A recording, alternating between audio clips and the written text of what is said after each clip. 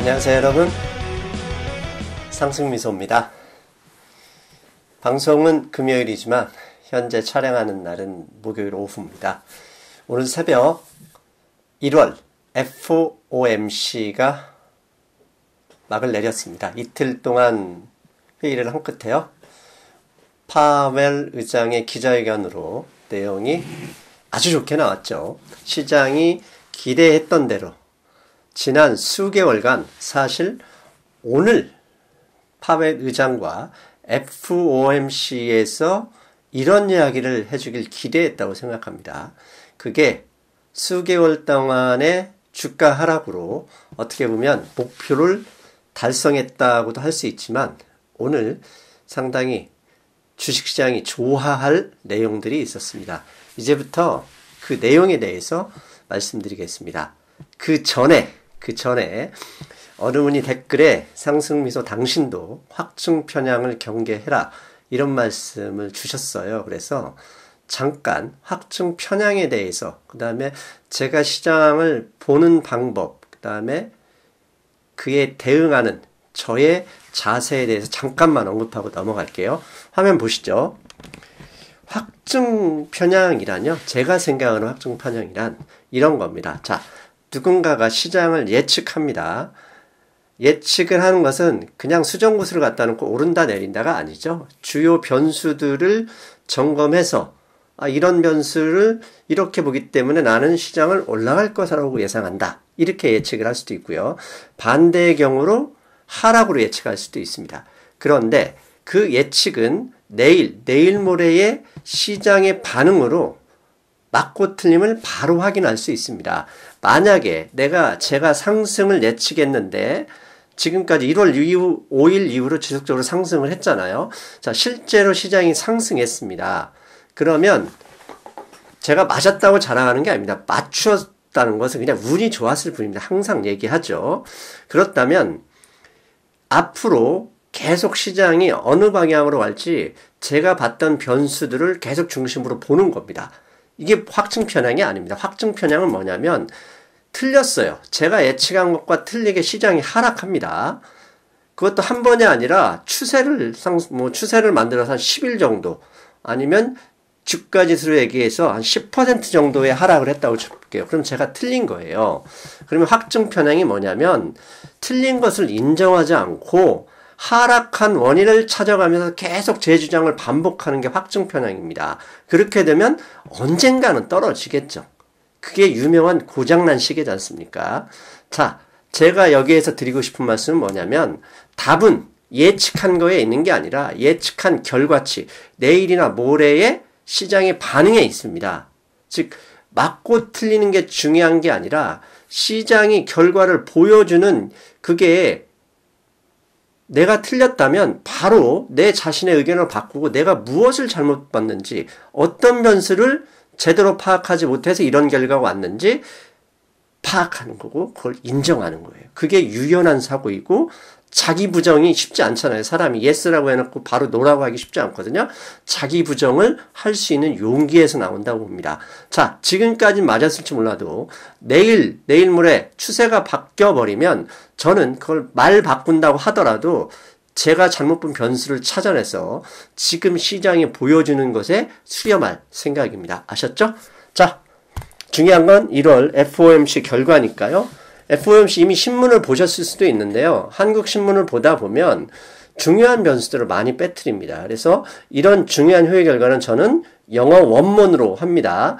발음이 안 좋다는지, 만약 흐름이 끊긴다 이런 얘기 하지 마시고요. 제 스타일이니까 그냥 받아주십시오. 부탁입니다. 먼저 가장 핵심 문구가 이거죠. In the light of global economy and financial development and muted inflation pressure. 그 다음입니다. 그 다음. The committee, 위원회는 will be patient, 인내심을 가지고 지켜볼 것이다. 뭘? As it determines what future adjustment to the target range for the federal fund rate may be appropriate to support this outcome. 자, 이게 무슨 맛이냐? 글로벌 경제 및 금융시장의 진행 상황과 완화된 인플레이션 압력을 고려하여 FOMC는 기준금리를 조정하는데 상당한 인내심을 가지고 지켜볼 것이다. 자, 작년 12월 금융시장을 혼란에 빠뜨리고 주가 폭락을 가져왔던 게 FOMC 끝나고 파웰 의장이 오토파일럿, 예정된 길을 우리는 그냥 간다. 미국 경제 상황 어떤 거 상관없이 나는 그냥 금리 올릴 것이다. 이 발언 때문에 패닉이 됐었잖아요. 그런데 그 말을 완전히 뒤집고 경제 상황을 지켜보면서 인내심 있게 기다리겠다고 합니다. 이 얘기는 뭐죠?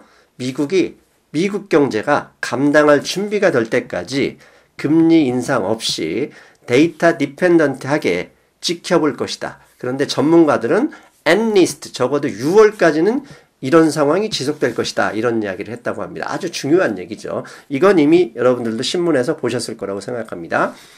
두 번째, 이런 얘기 했습니다. 중요한 얘기죠. Removes language that further gradual rate increase. 이게 무슨 얘기냐?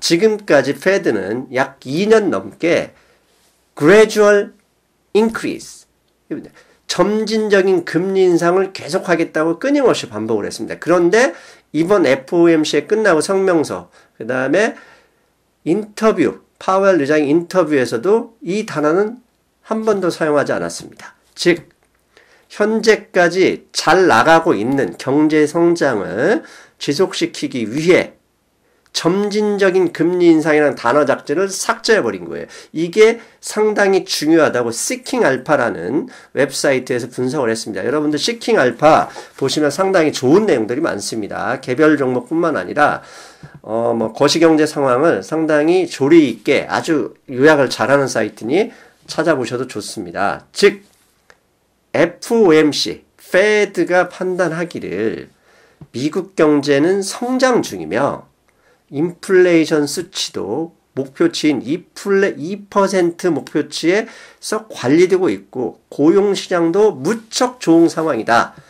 그럼에도 불구하고 점진적인 금리 인상이라는 단어를 삭제해줬으니 시장이 상당히 좋아할 만하죠. 자, 이번에 세 번째입니다. 발음이 안 좋으니 그냥 여러분들이 직접 보셨으면 좋겠어요. 자, 맨 위에 주황색이죠. The Fed left open the possibility that the next move could be to lower interest rate. 이게 무슨 얘기입니까? 패드는 이번 FOMC에서 상당히 큰 여지를 남겨놓는데 그 여지가 뭐다? 상황에 따라서 금리 인상 중단 금리 인하 가능성조차도 열어뒀다고 이렇게 시장이 평가한답니다. 당연히 금리 인상이 때문에 힘들어 죽겠다고 주가가 폭락했는데 인하할 가능성까지 열어뒀으니 얼마나 좋았겠습니까? 다우지수가 400포인트 넘게 상승으로 화답할 만하죠. 자, 그리고 그 다음이 중요한 게 이거죠. Fed New Outlook, 즉 페드가 이렇게 갑자기 불과 한 달 만에 비율을 변경해버린 게 뭐냐? insisted, 주장했다. 뭘? 이것은 미국 경제가 어려워질 것을 예상해서 바꾸는 게 절대 아니다. 강하게 주장했다고 합니다. 왜? 시장이 금리 인상 안 하는 것도 좋아하지만 그것과 반대로 무서워하는 단어가 뭐죠? 미국 경제가 안 좋아질 것 같아서 이렇게 금리를 인하할 가능성이 열어두는 거 아니야? 이 말이 가장 겁을 내는 거죠. 근데 이것도 아주 부드럽게 피해가 버렸습니다. 또 중요한 멘트가 있습니다. 미국 경제의 유동성을 뺏어갔던 게 크게는 두 가지잖아요. 하나는 금리 인상, 또 하나는 양적 완화 축소. 퀀터티브 타이트닝, QT입니다. QT. 근데 이에 대해서도 지난 28일인가요? 27일 월스트리트저널에서는 아예 이번 FOMC에서 이것에 대해서 양적 완화 축소를 할 가능성이 높다 하면서 주가를 올린 적이 있죠. 그런데 우리가 지난 일요일날 금융시장 브리핑 들으셨죠? 그때 토마스 류 선생님이 만약 라는 단어를 쓰면 주가 하락으로 이어질 가능성이 있다. 그 점 조심하자 했는데 오늘 새벽에 FOMC에서는 그 라는 단어를 사용하지 않았습니다. 그리고 뭐라고 했냐? 이렇게 했죠. Fed is now evaluating appropriate size of the balance sheet. 이게 무슨 얘기냐? 양적 완화, 밸런스 시트 대차 대조표입니다. 양적 완화 축소하는 규모를 어느 정도가 적당한지 evaluate, 산정하고 있다. 그리고 또 중요한 얘기 있습니다. 구체적인 사이즈, 크기, 구체적인 금액 규모, the ultimate size of the balance sheet will be determined. 조만간 결정될 것이다. 근데 무엇을 근거로 은행들이 어느 정도 상환할 수 있는 여력을 있는지를 감안해서 조사한 이후에 결정하겠다. 그러면서 이런 얘기했습니다. 근데 이 금액이 higher than previous estimate, 즉 과거에 한 달에 500억 달러씩 계속 하겠다고 돼 있지 않습니까? 그때는 뭐냐면 은행이 여력이 충분하다고 생각했다는 얘기예요. 근데 지금은 여력이 좀 적다. 즉 적게 양적 완화를 축소하는 금액을 줄어들 가능성도 있다는 여지를 남겨둔 거죠. 그런데 이런 결정은 no decision have yet입니다. 아직 결정되지 않았어요. 아직 지금 현재 심사 숙고중이라는 것을 의미합니다. 왜냐하면 현재 완료가 그런 겁니다. 현재 지금 고민 중인데 아직은 결정되지 않았어. 근데 그것을 언제 3월 17일인가요? 올해 두 번째 FOMC에서 한번 이야기할 수 있도록 내가 한번 고민 좀 해볼게. 그런 얘기입니다. 즉 양적 완화 축소 규모는 예정보다 줄어들 수 있으며 그 정확한 금액은 아직 결정되지 않았으니 3월 달에 얘기해 줄게. 즉 시장이 시도하는 게 두 가지. 금리 인상과 양적 완화 축소였는데 금리 인상은 중단한 것뿐만 아니라 앞에서 말씀드렸잖아요. 아예 인하할 수 있는 가능성도 열어뒀고요. 두 번째, 양적 완화 축소에 대해서도 예정보다 금액을 줄일 것이다. 이 또한 3월 달에 결정해서 알려줄게. 아예 끝내버릴 수도 있어. 즉 융통성을 발휘하겠다. 여기에도 들어갔던 겁니다. 아주 시장이 좋아할 만하죠. 자, 그리고 마지막입니다. 이제 대외 변수에 대해서 얘기를 하면서 이런 얘기를 했습니다. 현재 올해의 미국의 경제 상황은 this year's economic growth, 올해의 경제 성장률은 will likely be slow, 즉 좀 약해질 것이다. 약해진다는 의미를 오해하시면 안 됩니다. 뭐보다 약해지냐? 아주 강했던 very strong pace of 2018년. 작년에 아주 강했던 것보다는 좀 약간 슬로워, 속도가 좀 줄어들 거죠. 경제 성장이 좀 하락하긴 하겠지만 그래도 성장 가능성이 높다. 성장할 것이다. 이렇게 강하게 얘기했고요. 그 다음에 cross currents and conflict signals, 즉 미국 경제에 영향을 미칠 수 있는 어떤 변수들을 좀 주목하고 있다라고 하면서 바로 이어서 그 변수는 뭐냐? 크게 Brexit, the partial government shutdown, 연방정부 폐쇄 두 개. 세 번째, 마지막으로 US-China trade dispute, 즉 미국과 중국의 무역 분쟁, 이 세 가지를 들었습니다. 근데 이 다음에 말이 중요한데 이건 큰 영향 미치는 건 아니다. 응? 별 영향 없다. 미국 경제가 그 정도는 쉽게 넘어갈 수 있다. 이렇게 아주 무시하는 정도의 발언을 해버렸습니다. 즉 앞으로 벌어질 만약에 브렉시트나 연방정부 셧다운이나 중국과의 무역 협상이 예상보다 안 되더라도 걱정하지 마세요. 즉 이 모든 문제는 별 중요한 게 아니었어요. 뭐가 중요했습니까? 금리 인상과 양적 완화 축소 이랬다고 이실직고 고백해버린 겁니다. 자, 그렇다면 다시 한번 1월 FOMC의 중요 문구를 정리하면서 여러분께 머리에 쏙 들어가도록 설명을 드릴게요. 1번, 미국 경제는 2018년처럼 아주 강한 성장은 아니더라도 견고한 성장은 올해도 지속한다. 즉, 미국 경제 힘들어질 걸 예상해서 금리 못 올리고 금리 인하할 여지 남기는 거 아니야. 오해하지 마. 이겁니다. 두 번째, 점진적인 금리 인상 문구, gradual rate increase. 이 문구는 아예 삭제시켰어요. 왜? 앞으로는 오토파일럿이 아니야. 미국 경제가 감당할 수 있을 때까지, 즉 일부 기업이 부채 문제로 힘들어하는데 그것을 이겨낼 수 있을 때까지 인내심 있게 지켜보면서 기다려볼게. 아주 좋은 내용이죠. 기업체한테. 세 번째, 양적 완화 축소 정책, QT죠. 매월 500억 달러씩 하고 있습니다. 이 정책은 시장 여력을 감안하여 중단할 수도 있어. 그리고 만약에 중단하지 않더라도 금액을 줄일 수도 있는데 아직 규모와 정확한 시기는 결정되지 않았어. 3월에 알려줄게. 언제요? 3월 달에 FOMC에서 언급하겠다. 이렇게 일단 밀어놨습니다. 그 다음에 네 번째 중요하죠. 통화정책이 뭡니까? 통화정책. 미국의 연준의 통화정책의 목표가 여러 가지가 있어요. 그 중에 핵심은 뭐냐면 유동성 조절입니다. 금리 인상과 인하를 통해서 경제의 팽창과 축소를 팽창은 너무 팽창하지 않게 억제하고 축소는 너무 급격하게 축소하지 않도록 신용 통화량, 신용 대출을 조절하겠다.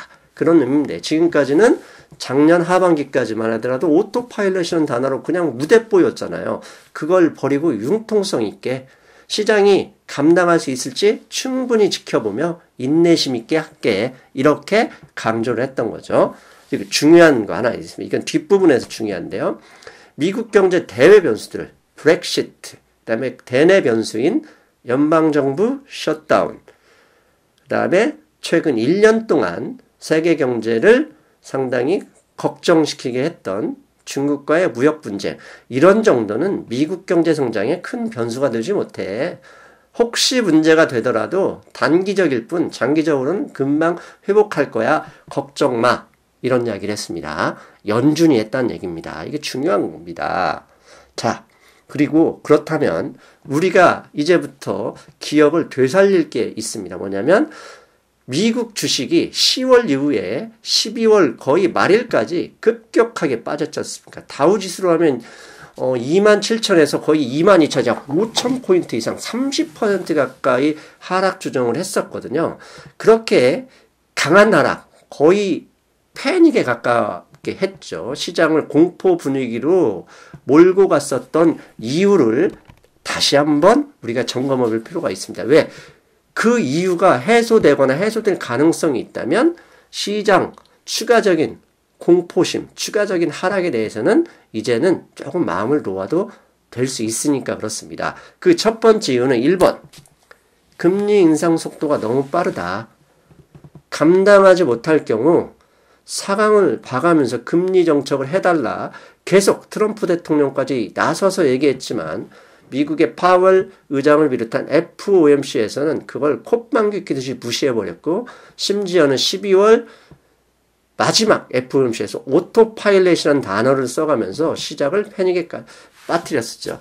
이렇게 되다 보니까 부채가 많은 미국 기업들의 디폴트 위험이 높아졌고 이런 이유 때문에 장단기 금리의 역전 현상이 일어날 가능성이 상당히 높아졌었죠. 그래서 10년 만기 채권 대 2년 만기 채권의 금리가 마이너스가 될 가능성 0.16 정도 차이가 나는데요. 그런 위험이 신호가 발생됐었던 거죠. 왜 장단기 금리는 왜 발생하냐면 미래의 금리는 아무나 빌려주지 못하죠. 10년 정도 빌려주려면 그러면 아주 신용도 있는 기업만 빌려주니 금리는 낮아버리는데 단기적으로 돈이 필요한 신용도가 낮은 기업들은 금리가 낮아질 가능성이 있음에도 더 많은 돈을 지불했던 거예요. 그래서 차이가 역전시켜버린 거죠.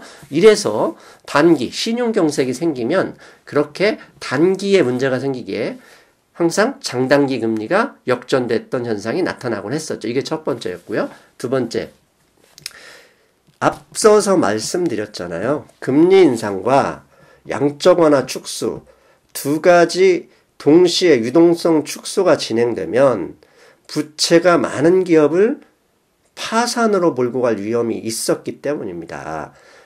이게 대표적인 게 레버리지론, CLO, 하이힐드 채권 등이었잖아요. 그래서 지난 상반기 내내 하반기까지 이런 BKLN이니 SRLN이니 JNKHY처럼 주요 레버리지론, 그 다음에 하이힐드 채권 지수 인덱스 펀드 등에서 대규모 자금이 인출됐었죠. 이런 이유로 시장이 급격하게 그 자금 경색이 생겼던 거죠. 이게 두 번째 이유고요. 세 번째는 이게 중요합니다.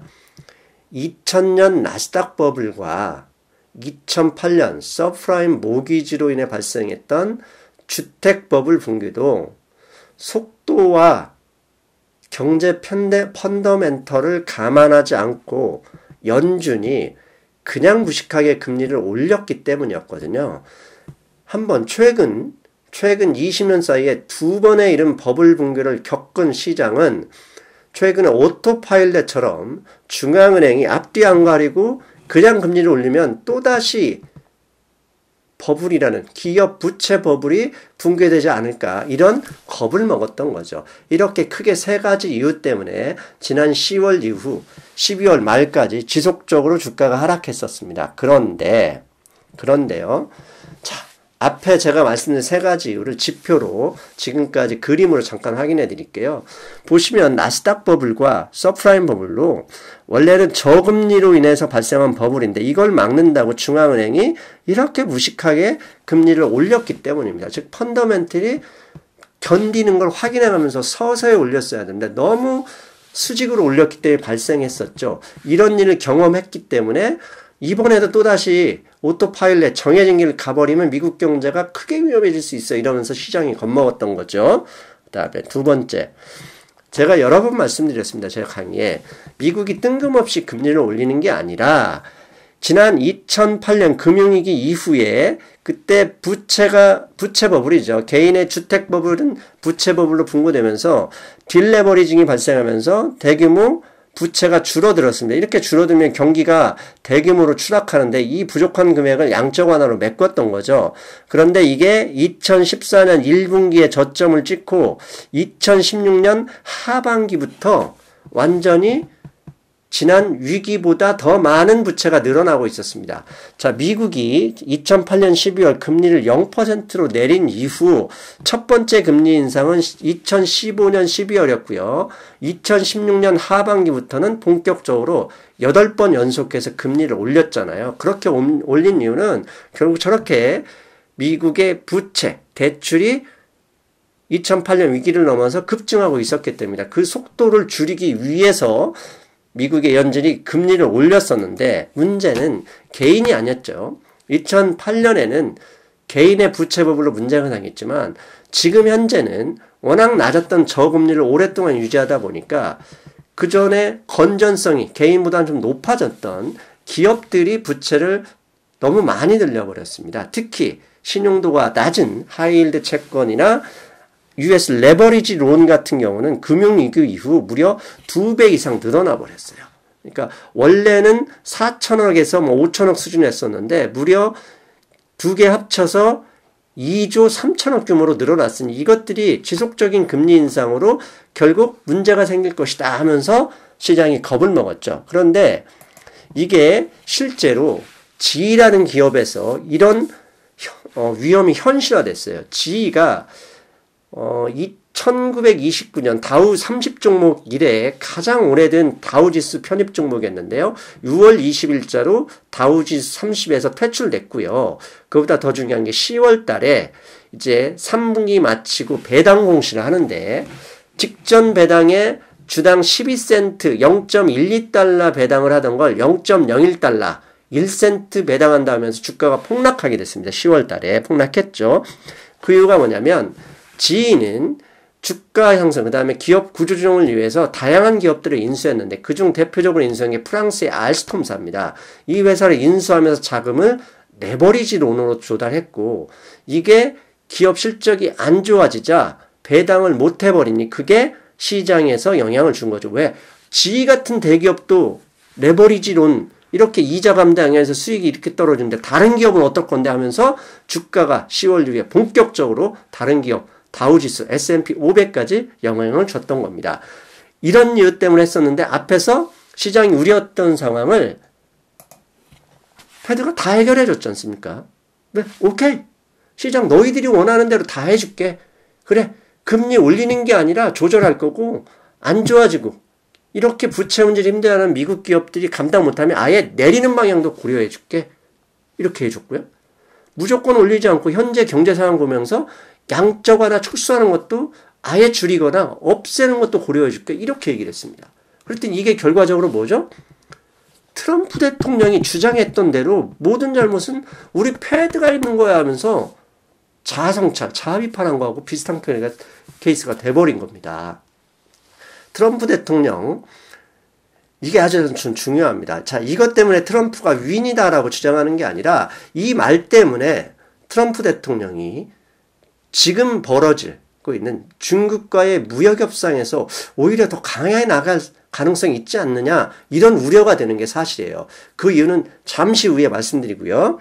자, 이렇게 단순하게 끝난 FOMC에서 저를 주목했던 긍정적 변화가 하나 더 있습니다. 바로 2년 만기 미국의 채권 금리가 하락한 점입니다. 자, 장단기 금리 역전 현상 때문에 지난 수개월간 미국 경제 망한다, 미국 부채버블 터진다, 비관론자들이 끊임없이 얘기했지 않습니까? 장단기 금리가 역전된다는 건 뭐죠? 장기 금리가 빠지는데 단기 금리가 거꾸로 오른다는 얘기였어요. 왜? 시장이 불안하니까.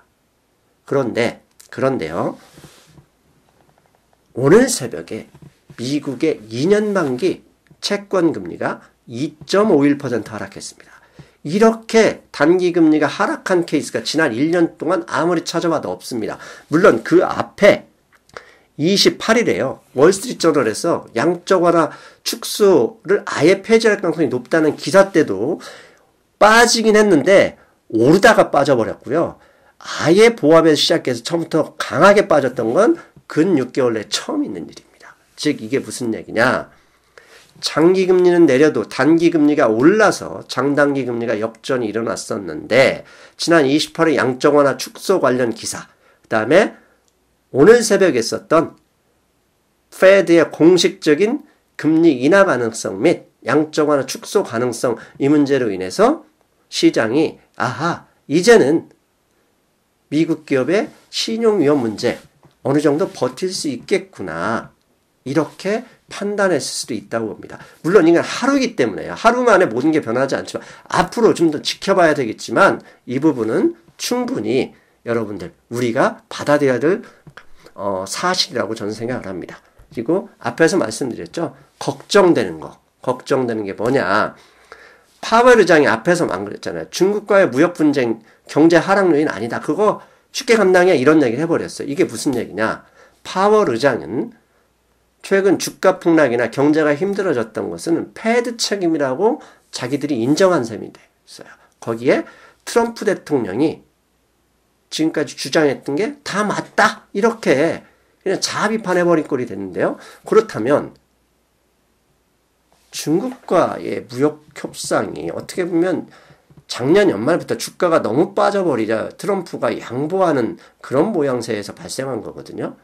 그렇다면 그걸 감안한다면 연준 의장이 미국과 중국 분쟁 별 중요한 거 아니야, 이렇게 했다면 이번 주 말부터 있을 미국과 중국의 협상에서 트럼프가 아예 중국의 양보를 더 얻어내기 위해서 밀어붙일 가능성은 있지 않을까? 이거 한번 고민해 봐야 될 것 같습니다. 왜? 아직도 90일 유예가 2월 28일까지니까 한 달이 남아 있거든요. 그 다음에 지금 급한 것은 중국이에요. 중국이 수출도 안 되고 소로소까지 한마디 하는 상황에서 급한 건 중국이란 말이죠. 이런 상황에서 페드 의장이 이건 중국하고 그 문제될 거 없어 라고 트럼프 대통령이 최근에 정책을 인정한 꼴이라면 트럼프의 속성상 더 강하게 강공처를 밀어볼 가능성도 있다. 그 점은 우리 시장에서 남아있는 나쁜 변수죠. 나쁜 변수, 베어마켓을 일으킬 수 있는 변수라는 점을 이제는 고려해야 될 것 같고, 그렇다면 더욱더 지금보다 더 많이, 더 자주 위안화의 흐름을 주목하고 있어야 될 것 같다. 이렇게 말씀드리겠습니다. 자, 마지막으로 생각해 볼 문제 한 말씀을 드리고 방송 마치겠습니다. 주가는 어떻게 오는지 한번 봐야 됩니다. 자, 이게 뭐냐면 검정색은 S&P 500의 주가 흐름이고요. 그 다음에 이 붉은색은 기업의 순이익입니다. 그런데 지난 2008년 위기 때 보면 이게 동시에 꺾어졌죠. 순이익도 떨어졌고 주가도 하락했는데 이번 2018년 하반기 때는 순이익은 늘지 않았으면서 주가가 너무 올라 버렸던 거예요. 즉 이게 무슨 얘기냐? 순이익이 폭락해서 주가가 빠진 게 아니라 더 이상 늘리기 힘들다는 사실 때문에 주가가 고평가받고 있다. 그리고 금리를 계속 올리면 당연히 기업의 순이익이 줄지 않습니까? 그걸 감안해서 시장이 미리 선방해버린 겁니다. 작년 10월부터 주가가 빠졌지만 미국 경제, 미국 기업 전혀 문제가 안 됐어요. 그럼 왜 빠졌느냐? 저런 거죠. 앞으로 금리를 계속 올리면 힘들어질 거야 하면서 걱정하면서 빠졌다는 겁니다. 즉 금리 인상하면 순이익 하락하고 순이익이 줄어버리면 결국 주가도 따라 빠질 거야 하면서 선반영했다는 거죠. 그런데 이번에 금리 인상 안 하고 최악의 경우 금리 다시 내려버릴게 이렇게 얘기했다는 얘기는 아하, 미국 경제, 이 미국의 기업들이 1분기, 2019년 1분기, 2분기에 그걸 어느 정도 반영을 하면 예상처럼, 작년에 예상한 것처럼 순이익 하락이 아니라 순이익이 어느 정도 증가하지 않을까? 여기에 미국과 중국의 협상이 잘 되면 바로 반등할 가능성이 없는 건, 반등할 가능성이 있는 건 아닐까? 이렇게 기대할 수도 있다는 얘기입니다. 그래서 주가가 상승으로 선반영하고 있다는 얘기죠. 그렇다면, 향후 주가의 흐름 핵심 변수는 뭐냐? 최소한 1분기 실적이 실제로 예상보다 좋아졌는가? 이걸 현실에서 눈으로 확인할 수 있어야죠. 그러면 1분기 실적을 언제 발표합니까? 4월 15일부터 발표하게 되죠. 그렇다면 적어도 앞에서 언급한 트럼프의 강한 자신감으로 중국을 밀어붙이지 않는 이상 불마켓이 좀 더 길어질 가능성이 있지 않을까 이렇게 생각해 볼 여지가 있다. 이렇게 말씀드리겠습니다. 원래 오늘은 애플의 실적이 하락했음에도 주가가 왜 강하게 상승했는지 그 부분까지 말씀드리려고 했는데요. 그건 금융시장 브리핑에서 하는 걸로 하고 여기서 방송을 마치겠습니다. 지금 제 화면이 얼굴이 안 보이면서 끝내야 됩니다. 왜냐하면 캠코더의 전원이 다 끝났습니다. 그래서 저는 이 목소리만 보여주는 것으로 하시고 아쉽지만 이 잘생긴 얼굴은 일요일에 뵙겠습니다. 여러분 안녕.